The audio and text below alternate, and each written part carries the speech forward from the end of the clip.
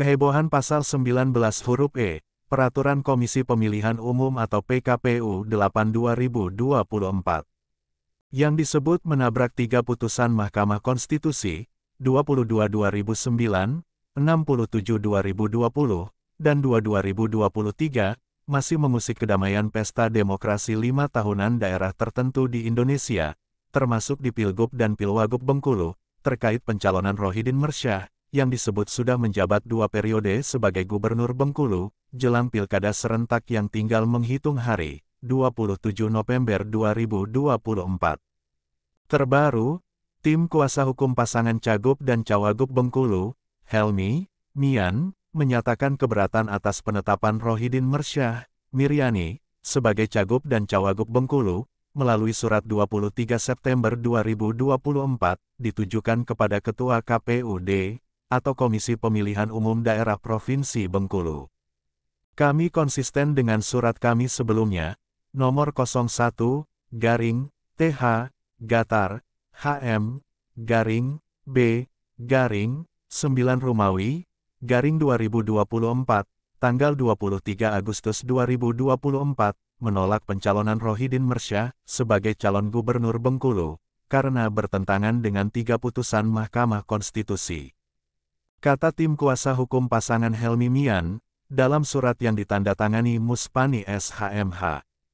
Agustam Rahman SHMAPS, Anastasia SHMH, Helmy Suwanda SH, Aprinaldi SH, ditembuskan kepada Ketua Mahkamah Konstitusi RI, Ketua Komisi Pemberantasan Korupsi RI, Jaksa Agung RI, CQ, Jaksa Agung Muda Tindak Pidana Khusus, Kepala Kepolisian RI, CQ, Kabar Eskrim, Ketua Dewan Kehormatan Penyelenggara Pemilu RI, Kepala Kepolisian Daerah Bengkulu, CQ, Direskrimsus, dan Kepala Kejaksaan Tinggi Bengkulu, CQ, Asisten Bidang Tindak Pidana Khusus.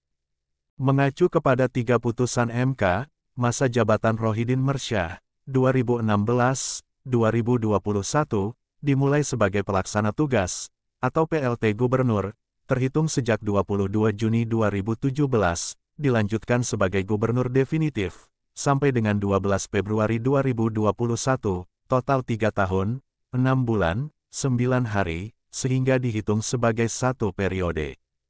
Sampai dengan selesai masa jabatan periode 2021-2024, 25 Februari 2025, Rohidin Mersyah sudah menjabat 2 periode sebagai Gubernur Bengkulu, ujar tim kuasa hukum Helmy, Mian, pada bagian lain suratnya. Kami ingatkan kepada saudara, beserta komisioner lain, bahwa penetapan Rohidin Mersyah, Miryani, sebagai pasangan calon gubernur, wakil gubernur Bengkulu, cacat hukum.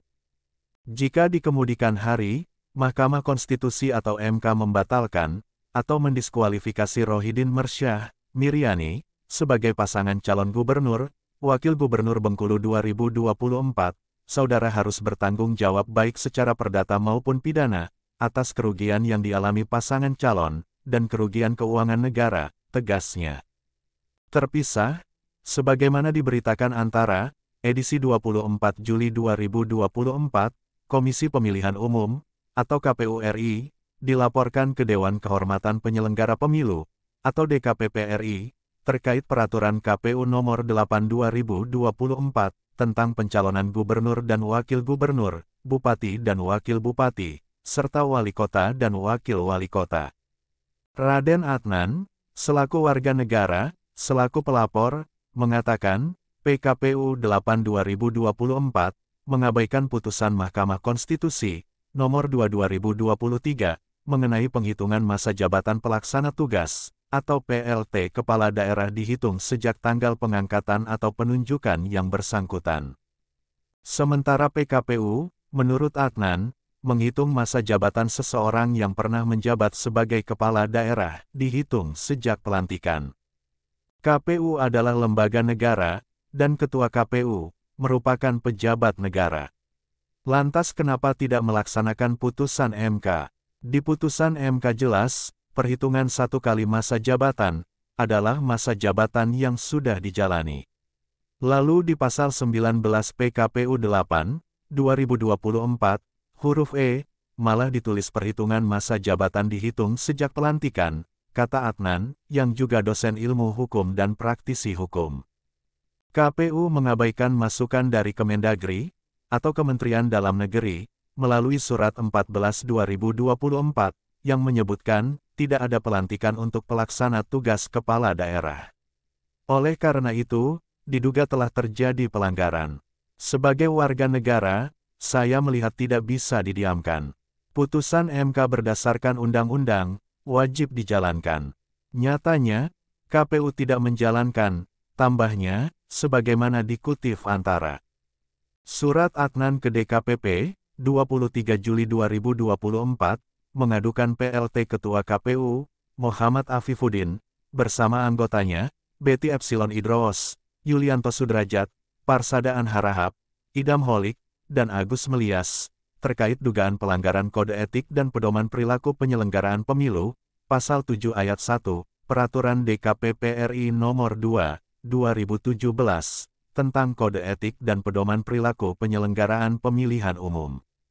Dari Studio 1 Bintang TV Bengkulu, Zainwar S. Hud, Bintang Arjuna Putra, dan kontributor Bintang TV Jakarta, Bagus Surya Citra Perdana, serta juru kamera Marco Melandri melaporkan.